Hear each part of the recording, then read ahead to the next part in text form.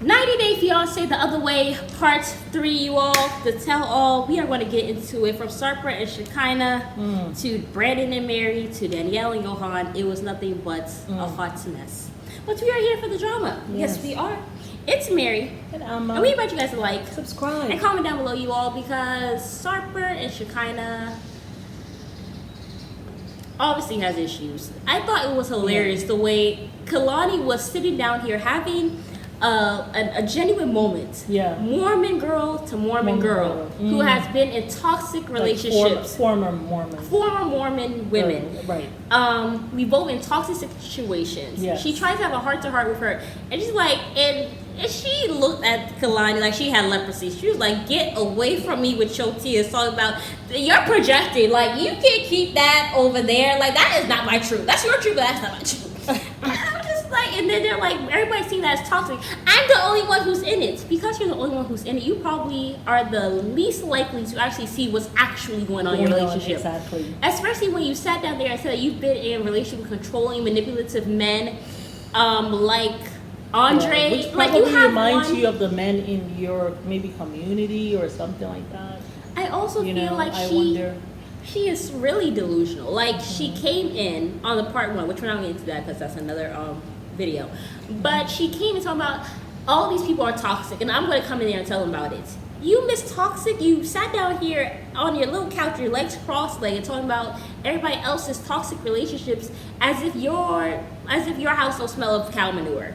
Like, and then you want to sit down here and make it seem like your relationship is so perfect. Your man's weenie has been all out in the street, and then he keeps a booklet of it. And you say this is the man this is the man that you say you want to be submissive to. Being submissive, which for me I always feel like, what does that even mean? I always feel like it's so stupid, because my opinion is you really should only submit yourself to God. I feel like it's totally okay to allow a man to lead you and guide you. That is fine. That's absolutely fine. You know what I'm saying? But to say you're going to be submissive to a man who's disrespectful, who calls you the B word, who will yank a lollipop out of your mouth and throw it on the floor, who has slept with 2,500 women, and brags about it. Who brags about it, and then also disrespects you, disrespects your family. Like, it says a lot about you as a woman. Like, you will allow to submit to that type of man, and then you sit down here and say that's that. What Kalani is trying to tell her. Like, we have been in this situation in our, I guess, maybe religion or something. Yeah, in Mormonism, where everything is criticized and you know we're being controlled and all this stuff. And you're sitting down here like, oh, this is okay. We're perfect for each other. He's controlling, and I like to be controlled. That's all great until the man start beating your ass. Like, that's all great and fine and dandy whenever you think like and it's that's cool. Not, like, sometimes I think that in all religions you always have people who abuse, right? Who abuse the tenets of their faith to exploit women, right, or children. Or to exploit men. Yeah, the people also, do that, right? and men do that in all religions, right? That happens, right? So, and women. Yeah, for sure. We hear a lot about men, though. I just feel like he is just a really I just feel like he's just a really I'm just want to say a vile person. Like, he's just really vile, and then very you keep a journal. In how he treats her, very violent in the way he talks to her, and the emotional abuse it will only begin to lead to physical violence. And then I also wonder, if he talks to her that way, I wonder if when they're being, I don't want to say intimate, but when they're getting together like that, if he's abusive in any way, controlling during that time, there's a violence there as well. Right. My opinion is, I just feel like a man like that, one, I know she said the sex is amazing, but I feel like it might be to her, because in situationships you're being deprived. This isn't even a situation, this is a relationship, but you're being deprived of proper love, and care, intimacy, and attention. So what do you thrive on? You thrive on physical touch, and you think because you're deprived of everything else, you think that this is so great, the sex, because that's the only like proper love you will get, because a lot of people equate sex to love or whatever the case may be.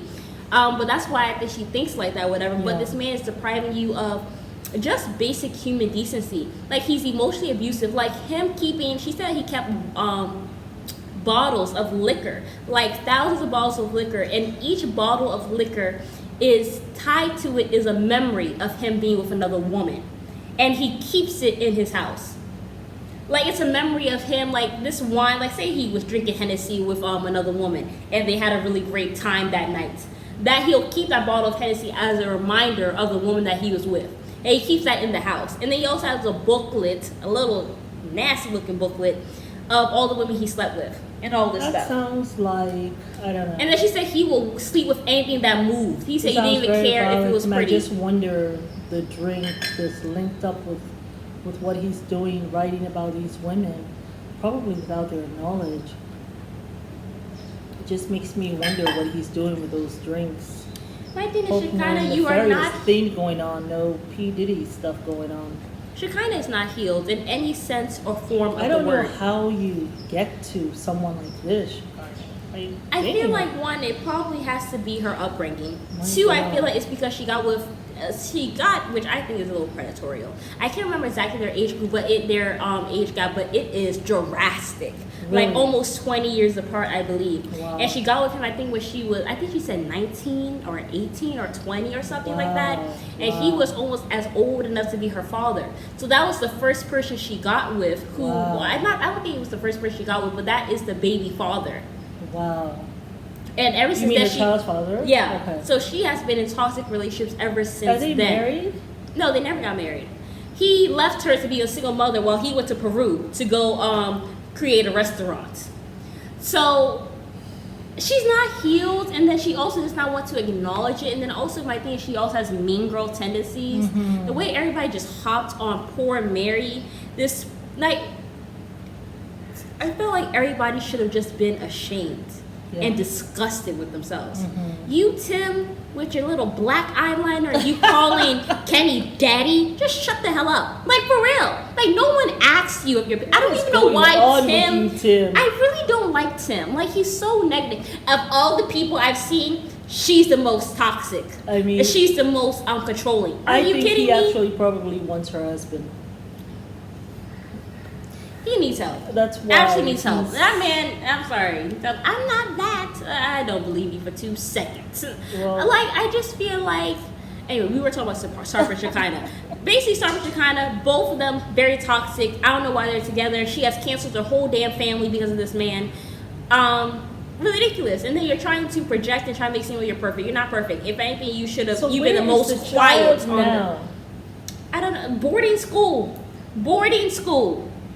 Shekinah should have been the most quiet on the set. Honestly. I got so much to say about everybody else. Yes, and that's why when people lashed out at you, you're like, I'm leaving. Go. Just got to go. Girl, bye. You toxic people.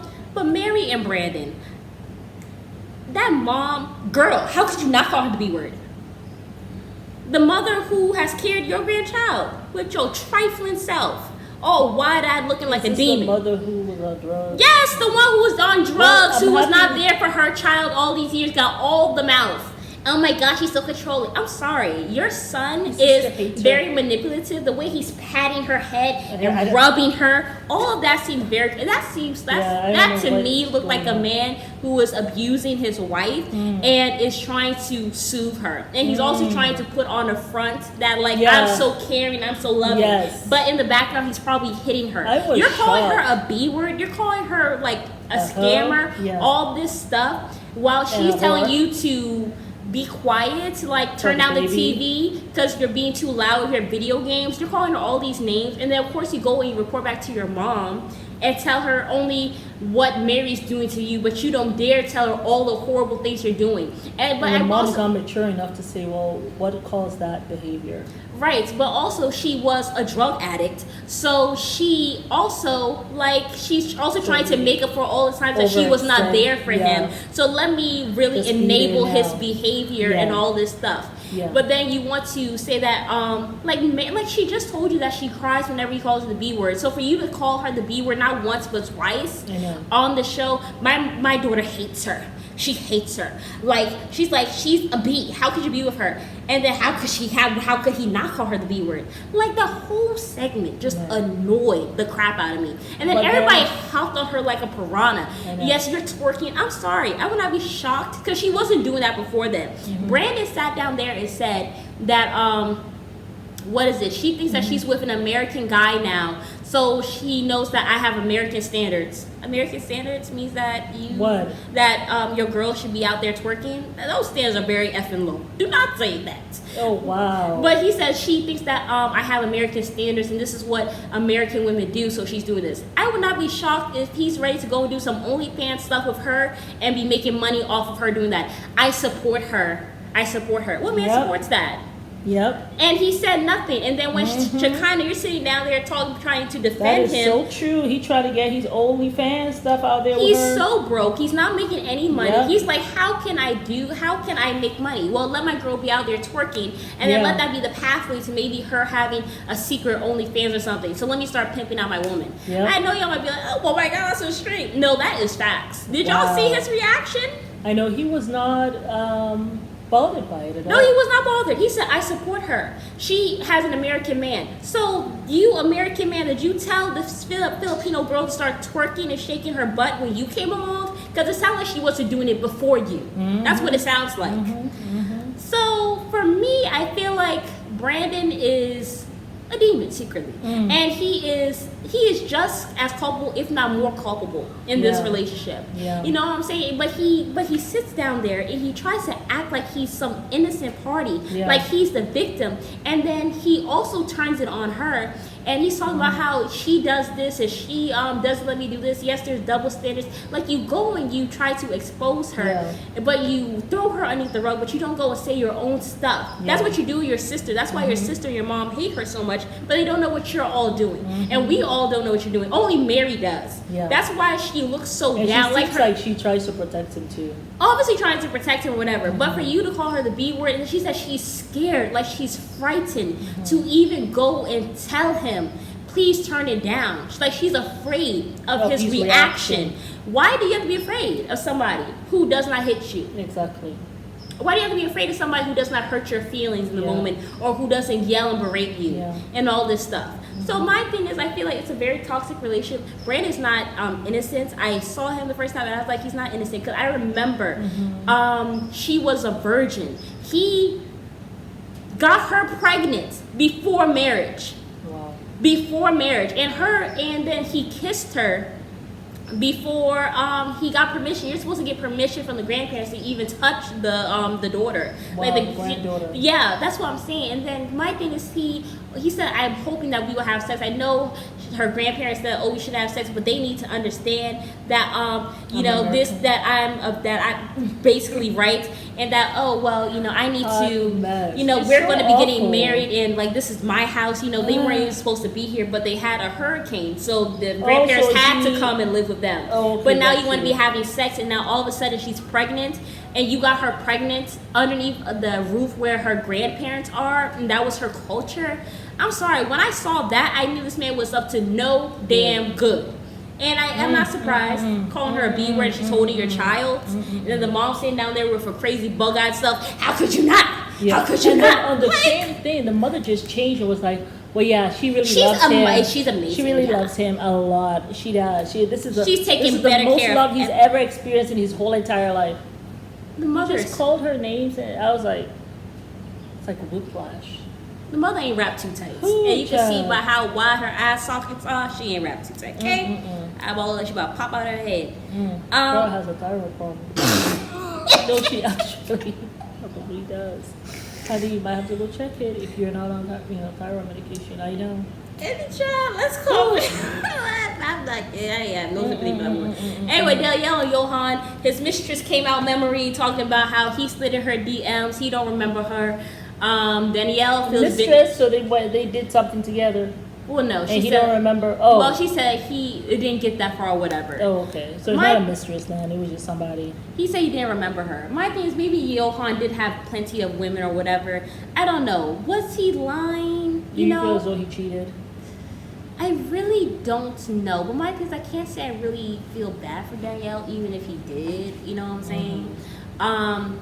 Me personally, I feel like Johan is a bum. He's a bum. He does not want to work. I also feel He like wants cheated, to. too. He wants to live off an American woman, and to me, that will never be a man. Yeah. But Daniela also had her controlling and berating ways, and her very evil ways, I felt, and manipulative ways as well. Yeah. But also, I do feel like maybe Johan did cheat. He probably did cheat. He probably was cheating, to be honest. He probably had multiple women. Because these men in these foreign countries, I'm not going to say all of them, but some of them will It is have up to multiple women. Multiple Because they're American trying to women. Find the right one who will give them to America. Yes. So even if they are with you, they're always Get going to the have money. backups to make sure that that is good. Until it's been solidified, until you're married or whatever, they will always have other women in the background. And even when you're married, they'll still have them until you have given him his papers, all that stuff. And maybe even then, he'll still continue to cheat on you. Yeah. Because some of these men just are cheaters. That's just how they were. That's just how they grew up. That's just the culture. That's just the nature. So I think Johan cheated. I think he did. But Daniela, you were too damn happy, smiling. Yes, I've been vindicated. It feels so good that a room full of people believe me. Yeah. You probably got really sick and tired of people calling you evil and all this stuff, and now it's like Johan finally gets. You had your exes coming by and all this stuff. And you try to humble this man and all this bullshit. I mean, the man is living off a woman. He's already being humbled every day. He's already beating himself up every day. I mean, if he's a real man, he would.